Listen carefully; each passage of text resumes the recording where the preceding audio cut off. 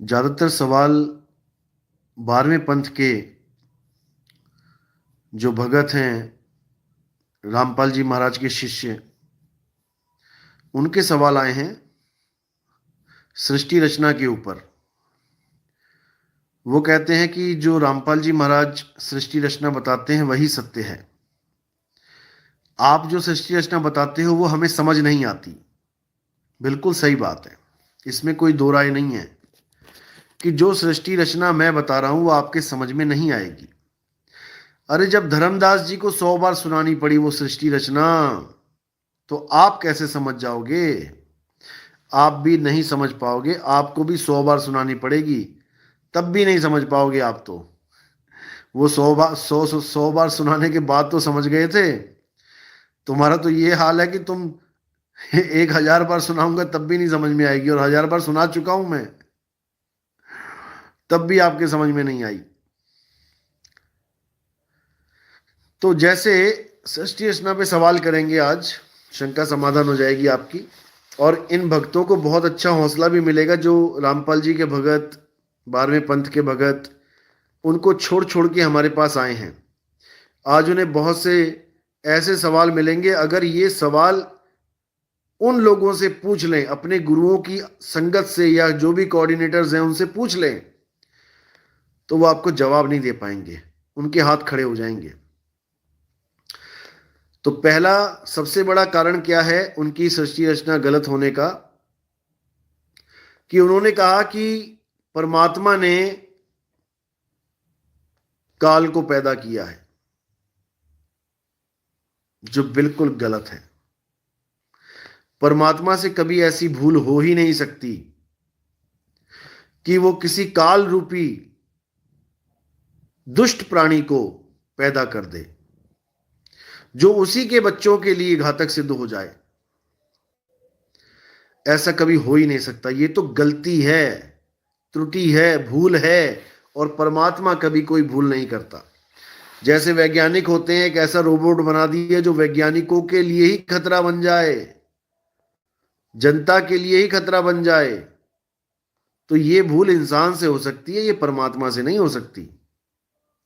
कि कोई कहे कि परमात्मा ने काल भगवान पैदा कर दिया और काल भगवान जीवों को खा रहा है, वो भी परमात्मा ने श्राप दे दिया 1 लाख जीवों को खाने का।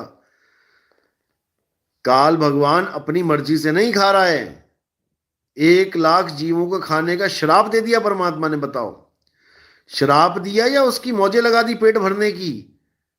काल भगवान को श्राप दिया होता तो ऐसा दिया होता कि भूखा मर, खाने को कुछ ना मिले। ऐसा श्राप तो समझ में आता है। ऐसा श्राप कैसा है कि 1 लाख जीवों को खाएगा? ये तो वो हो गया मटर चिकन सब खाएगा मजे से, पनीर टिक्का। ये बिल्कुल गलत सृष्टि रचना है। 1 लाख को खाएगा रोज, 1.25 लाख को पैदा करेगा।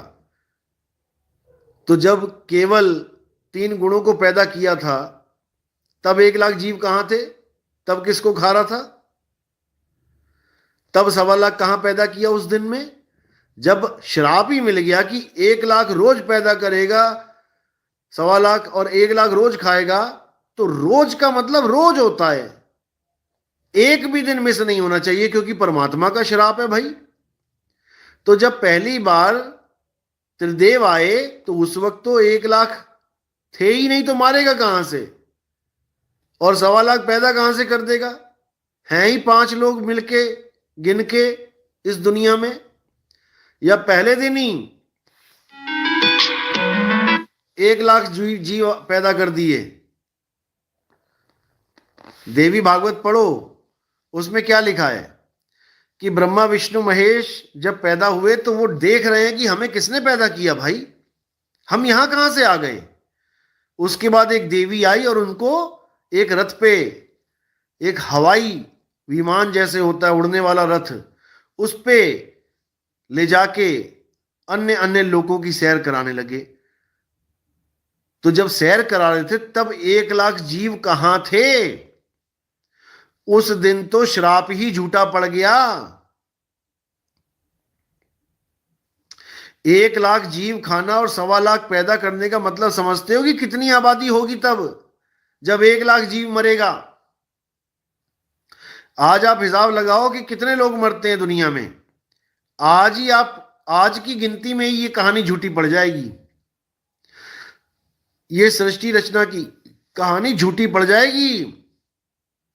कोरोना में कितने लाख मरे हैं, आप हिसाब लगा के देख लेना। 800 करोड़ लोग हैं, कितने मरते हैं, हर देश में कितने लोग मर रहे हैं, लग जाएगा पता। 1 लाख खा रहा है कि कितने खा रहा है। दूसरी त्रुटि क्या है, वहां बोला गया कि पहले सब नर रूप में थे, सारी आत्माएं नर थी, कोई औरत थी ही नहीं। जब काल भगवान ने पूछा कि मेरे साथ कौन चलना चाहता है, तो जिसने सबसे पहला हाथ खड़ा कर दिया उसको परमात्मा ने नारी का रूप दे दिया। देखो, यानी वो दुनिया की पहली औरत बनी, उस कहानी के हिसाब से जो 12वें पंथ के गुरु हमें सुनाते हैं। तो ठीक है, उसने तो गलती करी, हाथ उठाया, इसलिए नारी बनी। अरे तुम्हारी मां बहन कैसे नारी बन गई? क्योंकि सारे बीज तो पुरुष रूप में गए उसके गर्भ में, क्योंकि वहां पर नारी कोई थी ही नहीं, सारे जीव पुरुष थे, जिसको हंस कहते हो तुम लोग, हंसा हंसिनी। हंसिनी तो एक ही बनी, जिसने गलती करी वो पहले हंस था, उसको हंसिनी बना दिया, उसका वही चेंज करवा दिया, सब बॉडी ट्रांसप्लांट करवा दी उसकी, चेंज करवा दिया सिस्टम। तो वो अपनी गलती से अगर बनी है, तो उस कहानी के हिसाब से बाकी औरतें कैसे आ रही हैं इस दुनिया में? क्योंकि सारे पुरुष ही थे एक को छोड़ के। ऐसा तो नहीं है कि आधों को औरत बना दिया, आधों को आदमी। जिसने पहला हाथ उठाया उसको स्त्री का रूप दिया गया, तो ये बाकी कहां से आ गई? और सतलोक में कहते हैं कि स्त्री भी रहती हैं, पुरुष भी रहते हैं। तो जो लोग यहां आ गए, जो लोग यहां पर बैठ गए आके सारे के सारे, तो वहां पर तो स्त्री कोई होनी ही नहीं चाहिए थी, क्योंकि वहां तो पहले भी सारे पुरुष थे। तो वहां हंसा हंसिनी कैसे हो गए भाई? जब पहली बार सतयुग में कबीर साहब किसी जीव को लेके गए, तो वहां पे हंसा और हंसिनी कैसे हुए? वहां लेडीज कैसे आ गई? तो ये बहुत बड़ा सवाल है, इसका जवाब नहीं मिल पाएगा, जितना मर्जी जोर लगा लेना। तहसील कोऑर्डिनेटर, जिला कोऑर्डिनेटर छोड़ो, स्टेट कोऑर्डिनेटर को भी छोड़ो, नेशनल कोऑर्डिनेटर से पूछ लेना, उसकी आवाज नहीं निकलेगी। तो ये सृष्टि रचना केवल संकेत मात्र सृष्टि रचना है, डुप्लीकेट है ये। फिर कहते हैं अक्षर पुरुष को सतलोक में क्रोध आ गया, आलस आ गया। तो भाई क्रोध और आलस तो गुण है, गुण में भी दुर्गुण है। अभी 3 गुण तो आए नहीं, उससे पहले ही सतलोक में दुर्गुण आ गए। तो ये कैसे आ गए भाई? सतलोक में भी विकार हैं।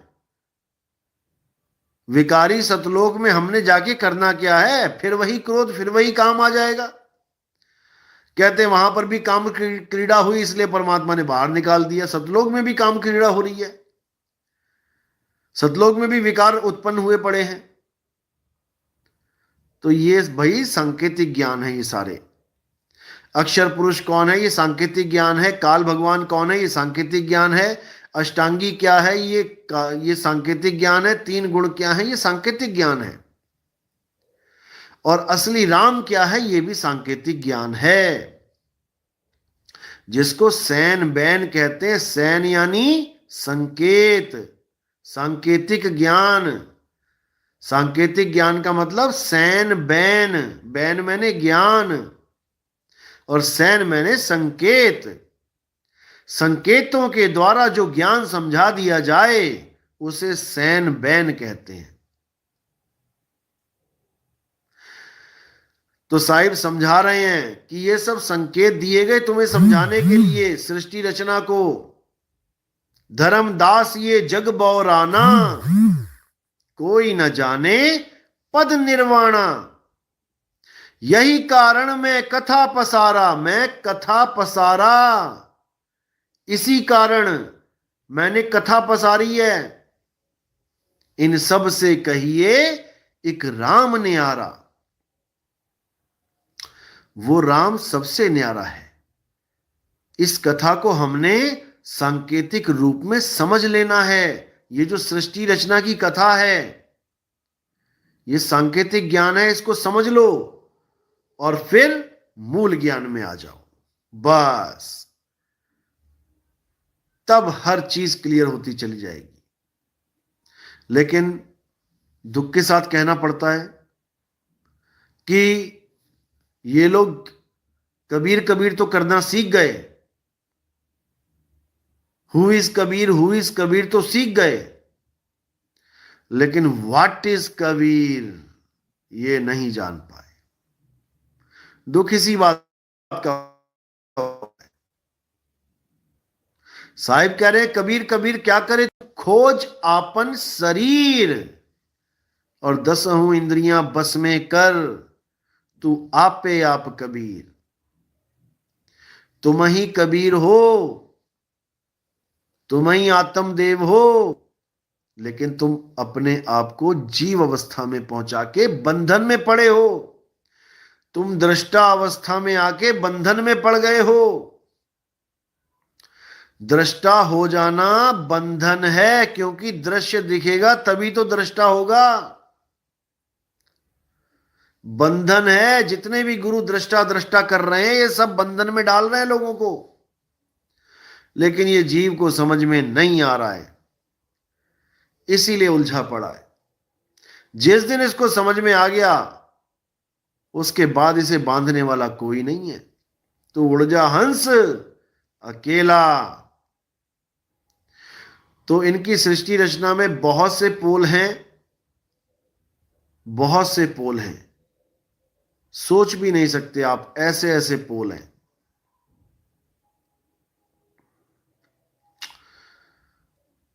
तो सृष्टि रचना को अच्छी तरह समझना है। हमारे मूल ज्ञान आप सुनेंगे, समझेंगे, आपको हर चीज समझ में आने लग जाएगी। सृष्टि रचना को सैन बैन के द्वारा समझा जाता है।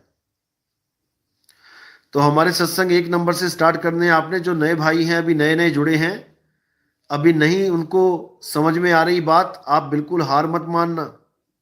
ये ज्ञान बहुत अटपटा है। कबीर ज्ञान अटपटा झटपट लखा ना जाए, और जो इसको झटपट लखे तो सब खटपट मिट जाए। इसलिए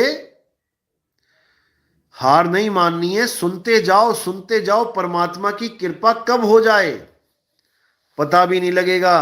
कब आपको मेरी एक एक बात समझ में आने लग जाएगी। बहुत से भाई ऐसे फोन करते हैं कि हम आपका सत्संग 4 साल से सुन रहे हैं, अब जाकर आपकी बात हमारे पल्ले पड़ रही है कि आप कहना क्या चाहते हो। 4 साल के बाद भाई लोग बता रहे हैं अब समझ में आ रहा है आप कहना क्या चाह रहे हो। आज तक तो समझ में ही नहीं आता था कि आप कह क्या रहे हो। बस देखते रहते थे कि क्या बोल रहे हैं, ये क्या कहना चाह रहे हैं, इतना चीख रहे हैं, कुछ तो है, कुछ तो है जो हमें समझ में नहीं आ रहा। लेकिन जब मालिक ने दया करी तो आज एक एक बात समझ में आ रही है। बहुत खुशी होती है, बहुत खुशी। जब मेरे परमात्मा का एक भी जीव हंस जागता है तो दिल बाग बाग हो जाता है, गार्डन गार्डन हो जाता है, क्योंकि अब उसको मुक्ति मिलेगी। जिस कारण उसने इंसानी चोला लिया, अब उसे वो चीज मिलेगी, और जब उसको वो चीज मिलेगी तब वो निहाल हो जाएगा। और उसकी खुशी का अंदाजा लगा के मुझे इतनी खुशी होती है कि मैं क्या बताऊं।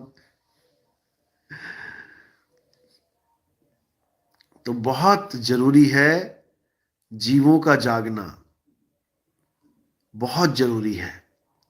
उलझाने वाले लाखों बैठे हैं, लाखों।